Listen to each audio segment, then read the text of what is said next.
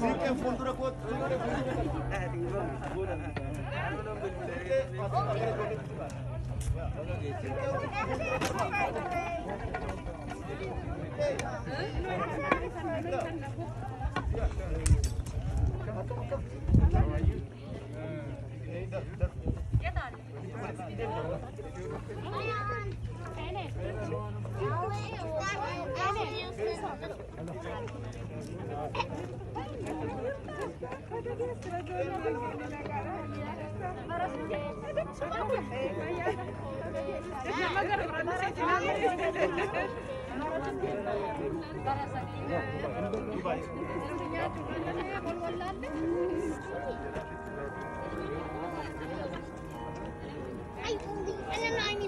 Siquen hunduu fuuldura kootti. Warri siqee kootta. Siqeen hunduu fuuldura kootti. Okay, warri. Kootta. Fiqaadu. Kootta.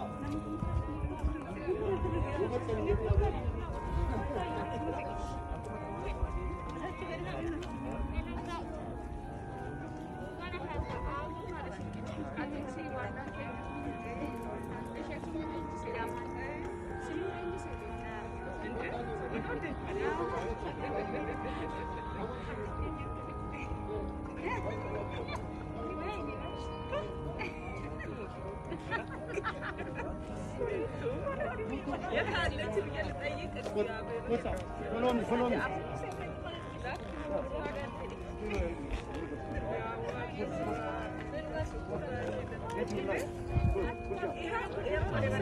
Record the whole.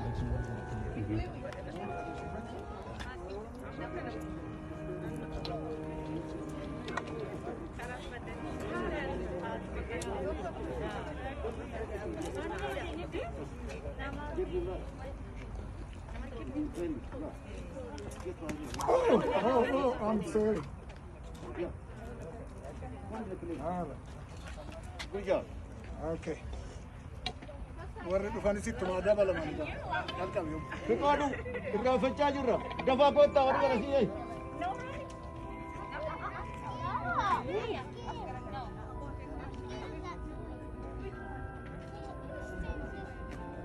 haa ta'u warri sura kaaftan namni murtooftan egaa warri faana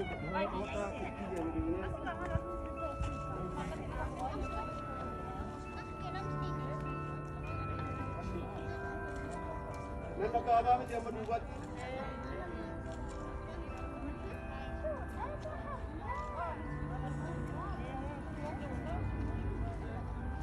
bakka egaa warri bara dheeraa wajjin irreessi bara kanaa waggaa kudha torbaadhaati kuma lamaaf torba amma waggaa kudha torbaadhaati kabajaa jirra warri nu wajjin bara eegalan qabee yookiin gidduutti sitti makamtan sirna isaa dhiyeessu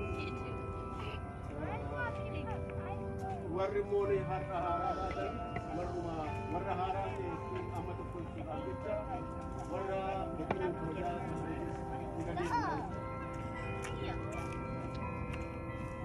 Irreessa bara kanaa fikirii galma keessatti waan ga'aa jiru qabaate jirti baay'ee hojjechuu dandeenya.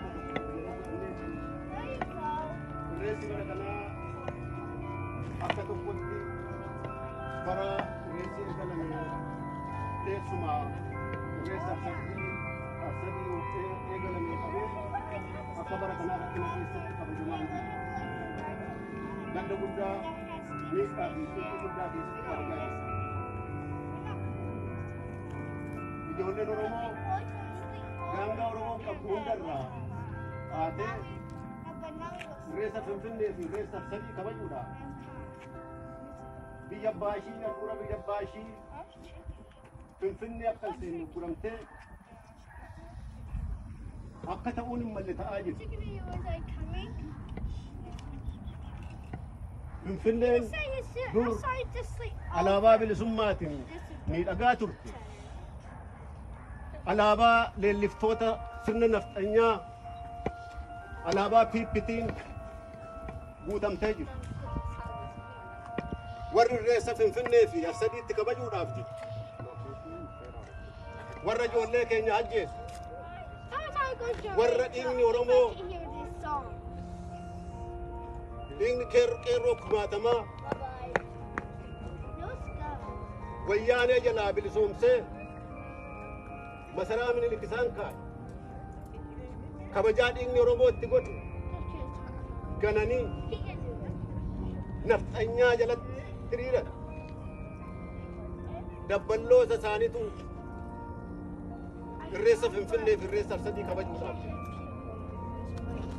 warri dhiigatti kaffalee maanguddoonni Maccaa Tuulamaa hafteen jirtu dhiigatti kaffaltee maanguddoonni Tuulamaa warri naannoo Arsadii jiraatan dhiigaf lafeetti baasanii dagaagina Irreessa kanaa keessaa qooda guddaa qaban mana manatti uleedhaan reebamaa jiru. Pireezidaantii Waldaa Maccaa Tuulamaa Dirribii Damisee dabalatee gaddii fi miidhaan salphinni akka akkanaa Oromoo irra ga'een beeku. Waggaan lamaan jijjiiramni dhufee jennee irraa haasofnu kun Oromoodhaaf salphina. Haa ta'u immoo malee waan fooyyees qaba. Kun garatti nu ceesisu qaba. Kun waan uumu qaba. Dhiiqiif suuquu wanneen dhalataa har'aa keessattis haa ta'u Oromoo keessattuu dhiiqiif suuquu dhiiga Elemoo Qilxuutu dhiiqiif suuquu dhiiga Baaroo Tumsaatu dhiiqiif suuquu dhiiga Gadaa Gammadaatu dhiiqiif suuquu dhiiga Magarsaa Bariitu dhiiqiif suuquu dhiiga Maammoo Mazammilitu fi kumaatama gootota keenyaatu bakka Oromoon har'a ga'een nu ga'e. Otoo Elemoon du'uu baate qabsoon Oromoon dagaagu. Otoo Baaroon du'uu baate qabsoon Oromoo dagaagee akka har'aa kanan ta'u. Oromummaanuu silaa hin badne. Wanta har'a taanu fuulduratti nu ceesisa. Immoo isaan achii guranillee warri diisii argitan warri Irreessa diisiitti kabajamu argitan. Irreessi diisii waggaa meeqaan fuuldura Igrii waggaa 20-30 fuuldura nama ja'a maatii mana tokkootiin eegalame. Har'a Irreessi diisii Waashingtan diisii dagaagee akkatti inni kabajame argitanii jiru. Kanaaf gara tokkoon abdiin jiru diinni warri nafxanyaatti gales haa ta'u warri ganee nafxanyaatti gales haa ta'u nafxanyaa nama fe'eyyuu dhiibbaa godhu inni Oromoo duubatti deebi'uudhaaf akka hin jirre na arginu immoo abdiitu keessa bu'e. Isa kana manuma jedheen sirni ittiin amma kabajuudhaaf gateete Irreessa Atilaantaa kana warri dhuftan ulfaadhaa haala sodaachisaa keessatti aadaa keessaniif jecha ijoolleellee dabaltanii fuutanii Irreessa kana miidhagsuudhaaf warra geessan ulfaadhaa saddeenni kabajee akkanuma bara baraan isin haa jiraachisu sirni ittiin deemuudhaaf jirru akkuma hiriira galle kanatti ijoolleen fuuldura siiqqeen ittaantee bokkuu yookiin warri dhiiraa isaanitti aananii duubaan akkanumatti tariimoo kanaan maree hojjechaa amma malkaa dhabde. Gaafa malkaa geenye siiqqeetu dura irreeffata. Siiqqeen dubartiidhaan bakka buuti kananuma beeku. Bokkuun dhiiraan bakka buuti. Bokkuun ittaanee irreeffata. Achirraa deebinee garee lachuu irreeffatee booda eebbaan siiqqeen eebbiftee bokkuun ittaansee asirraa kaanee sirna sana raawwanne gara bakka galmaa paarkiin waa biqila kanaaf qophaa'etti dhamdhaman itti qophaa'etti wal agarraa jecha teessoo warri hin qabne warra qabuudhaa gaafattanii achitti wal agarra. Kanaaf amma tariimoodhuma kanaan warri siiqqee nama isin eebba kennu nama tokkoof keessaa qopheeffadha achumatti wal gaafannaa warri bokkuu sangafaa qixxuu gaafannee achumatti eebbaaf wal gaafannaa amma kan goonu asirraa amma malkaatti maree hojjechaa amma danda'ametti ayyaanni kun waggaatti si'a tokko dhufa amma danda'ametti sagalee baafnee sagalee kan waliin miidhagsinee maree hojjechaa achi keenyaa jechaadha. Yoo wanti biraa wanti walirraa kun jiraatu galma keessatti walirraa fayyaa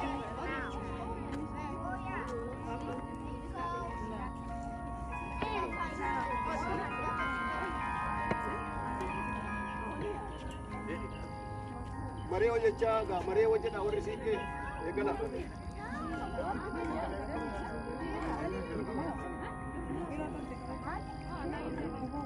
Kena maree hojjedha.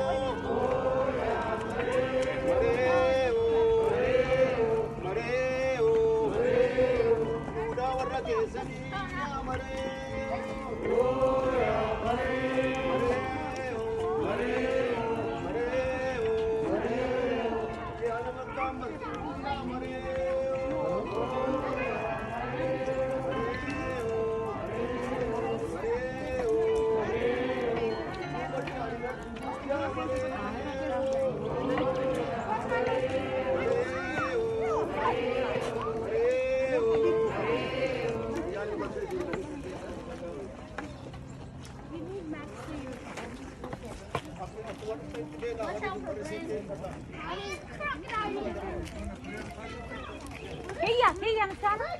Oh, I see ducks. I see ducks. Here. Mario.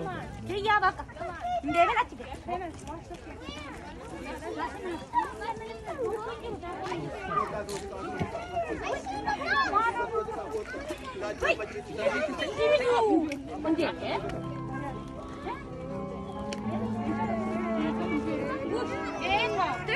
We can't go there. Yeah. I want to come there with crocodile. No, crocodile. Crocodiles only live in Africa. Alligators live in swamps. This is an alligator. This is a swamp. Those swamps. Crocodiles live in lakes. Go here. Go here. Why can you not swim in it? Ducks! Ducky ducks! Ducks! Come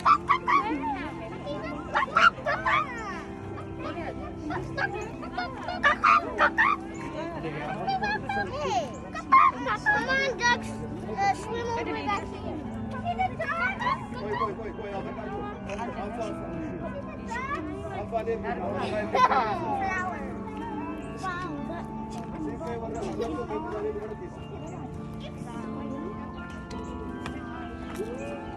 shamarranii keessaa abbaan tokko ammoo jettan.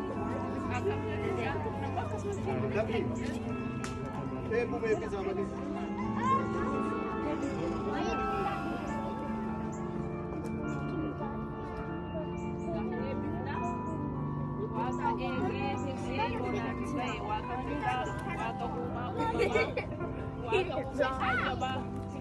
Waaqa fuuldura isaa hobsuu dhaabbachuu hin dandeenye jabaan jabaa caalu waan nagaadhaaf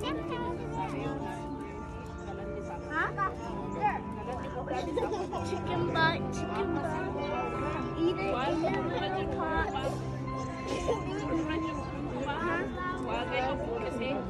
As loud as I can. Yeah. Chicken butt, chicken Maatiin mirgaan nu abaasu. Imimmaan keenya baranaa dachaan adeemisu Waaqayyo. Waaqayyo hundumaa danda'a. Sabni keenya mirgaa mirgaa.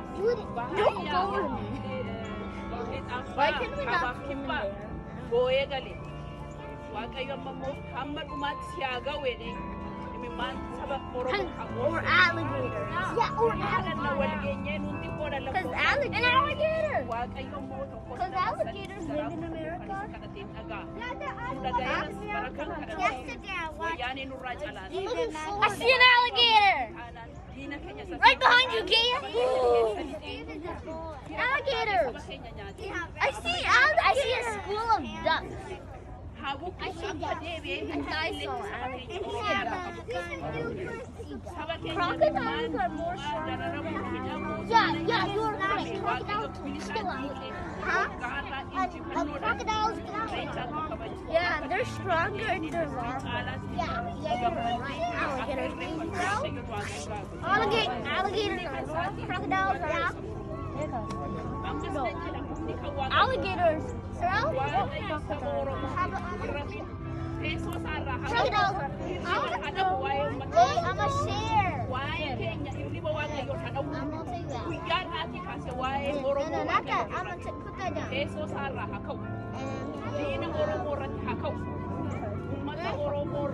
Whoa, look at this tiny flower. Moth can beat you up. Hit him. Moth can Miss Galas can defeat us. No, I can.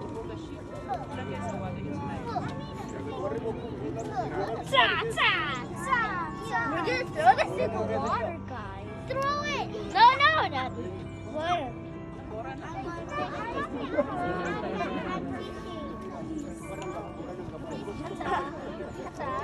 Alligators are gonna eat the flower. Kia, your bags. Your bags. Here, I'm on his a little more.